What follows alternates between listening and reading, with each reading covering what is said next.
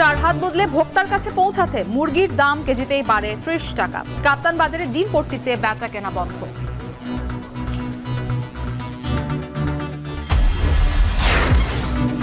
দুর্গাপূজায় নিরাপত্তা ঝুঁকি নেই, বিশৃঙ্খলা করলে কঠোর ব্যবস্থার হুঁশিয়ারি আইজিপির। ঢাকা বিশ্ববিদ্যালয়ে বসছে তল্লাশি চৌকি।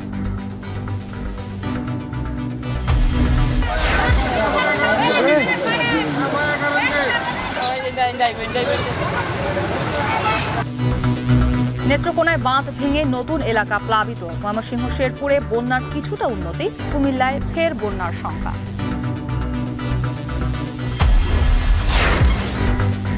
এবং গাজার ধ্বংসস্তূপে এখনো বহু অবিস্ফোরিত বোমা ও হাজারো মরদেহ। যুদ্ধবিরতির দাবিতে দেশে দেশে ইসরায়েল বিরোধী বিক্ষোভ।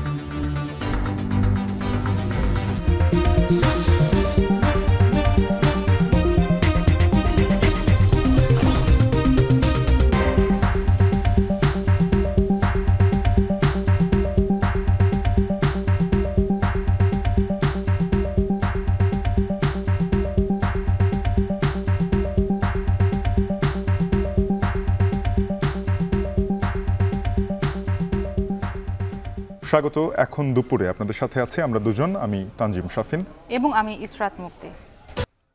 প্রাণী সম্পদ অধিদপ্তরের বেঁধে দেয়া দরে ডিম মিলছেই না। ডিম কিনতে হিমশিম অবস্থা ক্রেতাদের। ভারত থেকে আমদানি করেও ডজন কিনতে হচ্ছে ১৭৫ থেকে ১৮০ টাকায়। বন্যার দোহাই দিচ্ছেন ব্যবসায়ীরা। এদিকে ৪ বার হাত বদলে খুচরা বাজার থেকে ভোক্তা যখন মুরগি কেনেন, সেই মুরগির দাম কেজিতে বেড়ে যায় ৩০ টাকা। প্রতিবেদনে থাকছে বিস্তারিত। দ্রব্যমূল্যের ঊর্ধ্বগতির বাজারে নিম্ন ও মধ্যবিত্তের পুষ্টির যোগানে ভরসা ব্রয়লার মুরগি ও ডিমে, কিন্তু ক্ষণে ক্ষণে সেখানেও মুনাফা লোভী ব্যবসায়ীদের কালো থাবায় ভাঁজ পড়েছে ভোক্তার কপালে। রাজধানী জুড়ে বিভিন্ন বাজারে ব্রয়লার মুরগি বিক্রি হচ্ছে ২১০ থেকে ২২০ টাকা, কক ২৯০ থেকে ৩১০ টাকা, আর ডিম ডজন ১৮০ টাকা। ব্রয়লারের দাম গেল এক মাসে ওঠানামা করেছে ১৭০ থেকে ২২০ টাকা পর্যন্ত, আর ডিম ২ সপ্তাহ ব্যবধানে ডজনে বেড়েছে ২০ টাকা। মূল্যবৃদ্ধির গতি যেন বোঝে না ভোক্তার আক্ষেপ। এখন সরকার যে রেটে পাওয়া যায় না, দোকানদারে পায় না, দোকানদাররা আনে না, এই জন্য আমরা পাইনি। মূলত তেজগাঁও, কারণবাজার, কাপ্তান বাজার সহ একাধিক পয়েন্ট দিয়ে রাজধানীতে প্রবেশ করে মুরগি। সারা দেশ থেকে আসা ব্যাপারীদের কাছ থেকে কমিশনে মুরগি নিয়ে খুচরা ব্যবসায়ীদের কাছে পাইকারি বিক্রি করেন আড়তদাররা। এসব বাজার থেকে রাজধানীর বিভিন্ন খুচরা বাজারে মুরগি পৌঁছতেই দাম বাড়ে কেজিতে ২০ থেকে ৩০ টাকা। যদিও ব্যবসায়ীরা দায় চাপাচ্ছেন বৃষ্টি কিংবা একজন অপরজনের ওপর। সেরে মাল নাই, খামারে মাল নাই, গাড়ি আরো বিভিন্ন কথা কয়। আমাকে কিনা যা বিক্রি যায় ১০ টাকা ৫ টাকা লাভ। দেখা গেছে আজকে ২৮০ বেচতেছি, কালকে ২৯০ বেচতে পারি বা ৭০ বেচতে পারি, এইরকম। কাঁচামাল ১০ টাকা কম বেশ আপ ডাউন করে। এই তো এখন বর্তমান ২ সপ্তাহ আগের থেকে এখন বর্তমানে একটু দাম একটু চড়া। এখন আগে আমরা ২ সপ্তাহ আগে বিক্রি করছি ২২০ টাকা ৩০ টাকা, এখন বর্তমান বাজারে ২৬০ টাকা বিক্রি করতে হয়। কারণ বাড়তি বাজার, একটু বৃষ্টির কারণে কম মানুষ কেনাকাটা করে, তাই এখন বাড়তি একটু বাজার। বর্তমান বাজারে ২৫০ টাকা বা ৪০ টাকা এরকম কিনি, বিক্রি করি ২৬০ টাকা ৭০ টাকা এরকম আর কি। এক সপ্তাহ ধরে ব্রয়লারের দামটা একটু বেশি।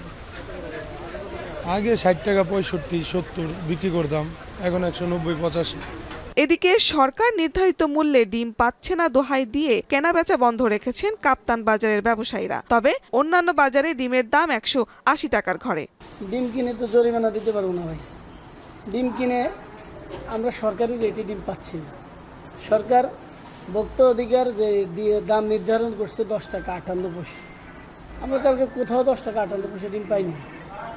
বাজারে সরকারে যে দাম দিচ্ছে এই দামে আড়তদাররা দাম ডিম কিনতে পারছে না, যার ফলে ডিম কিনা বন্ধ। ডিম উৎপাদন কম হওয়ার কারণে বিভিন্ন অঞ্চলে যে কর্পোরেটগুলি আছে এবং কি যে প্রান্তিক খামারিরা আছে, ওখানে ডিমের দাম ১৩ টাকার উপরে, ১২ টাকা ৯০, ১৩ টাকা ১০ পয়সা এই পরিমাণে আমাদের ডিম খরিদ করতে হয়। দেশে দৈনিক ডিমের চাহিদা ৪ কোটির মতো, সাধারণত উৎপাদন হয় ৫ কোটি। এরপরও ডিমের বাজারে নাগাল টানা যাচ্ছে না। শারমিন পুতুল, এখন, ঢাকা। এবারে চট্টগ্রামের ডিমের বাজার নিয়ে জানাতে কাজীর দেউড়ি বাজার থেকে যুক্ত হয়েছেন সহকর্মী শোয়েব রহমান। শোয়েব, জানাবেন পাইকারি ও খুচরা পর্যায়ে ডিমের দাম কেমন, দাম বৃদ্ধির কারণ হিসেবে কি বলছেন ব্যবসায়ীরা? শাফিন, গেল এক সপ্তাহ ধরে চট্টগ্রামে ডিমের বাজার অস্থিতিশীল হতে শুরু করে এবং এক সপ্তাহ আগে যেখানে ডিমের ডজন ছিল 162 থেকে 165 টাকা, সেই ডিমের দাম কিন্তু ধীরে ধীরে বাড়তে বাড়তে আজকে এক সপ্তাহ পরে সেটি 180 থেকে 185 টাকায় গিয়ে ঠেকেছে খুচরা বাজারে। অর্থাৎ খুচরা বাজারে যে লেয়ার মুরগির ডিম রয়েছে সেই লেয়ার মুরগির ডিম বিক্রি হচ্ছে 180 থেকে 185 টাকায় এবং পাইকারিতে সেটি বিক্রি হচ্ছে 170 থেকে 175 টাকায়। তবে এখানকার যারা পাইকাররা রয়েছেন তারা বলছেন যে গতকালকে তুলনায় আজকে ডিমের দাম কিছুটা কমেছে। তারা বলছেন যে গতকালও তারা 170 টাকায় বিক্রি করেছেন, তবে আজকে 165 টাকায় বিক্রি করছেন পাইকারিতে। চট্টগ্রামের কাজীদেউরি বাজারের পাইকারি ব্যবসায়ী যারা রয়েছেন তারা 165 টাকায় বিক্রি করছেন বলছেন এবং একসাথে হাঁসের ডিম যেটি রয়েছে সেটি 216 টাকা প্রতি ডজন হিসেবে বিক্রি হচ্ছে পাইকারিতে এবং দেশি মুরগির ডিম বিক্রি হচ্ছে 220 টাকা প্রতি ডজন পাইকারিতে। এবং এখানকার ব্যবসায়ীরা যেটি বলছেন যে বাজারে ডিমের সরবরাহ স্বাভাবিক রয়েছে, অর্থাৎ পর্যাপ্ত ডিমের সরবরাহ রয়েছে এবং গত কয়েকদিন কিছুটা সংকট ছিল, তবে আজকে থেকে সেই সংকট নেই বলে তারা জানিয়েছেন।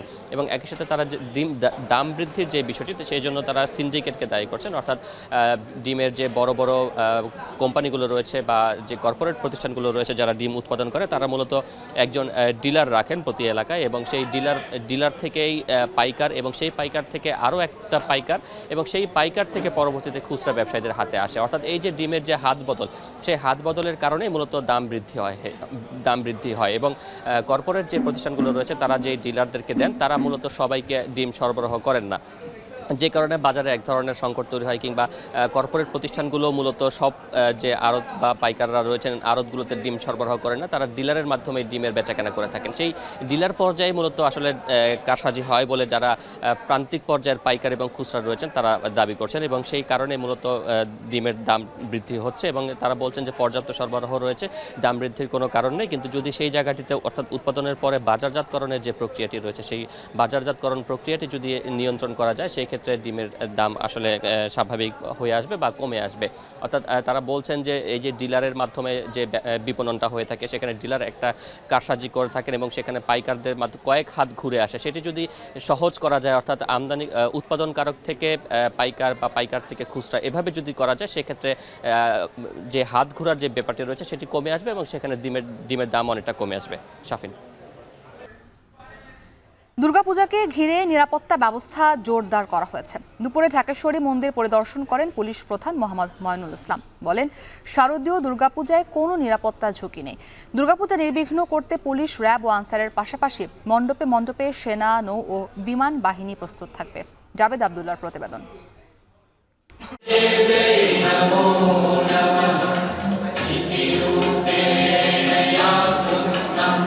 সাম্প্রদায়িক সম্প্রীতির এদেশে উৎসব সবার। গত 2 অক্টোবর মহালয়ার মাধ্যমে শুরু হয়ে গেছে শারদীয় দুর্গোৎসবের আনুষ্ঠানিকতা।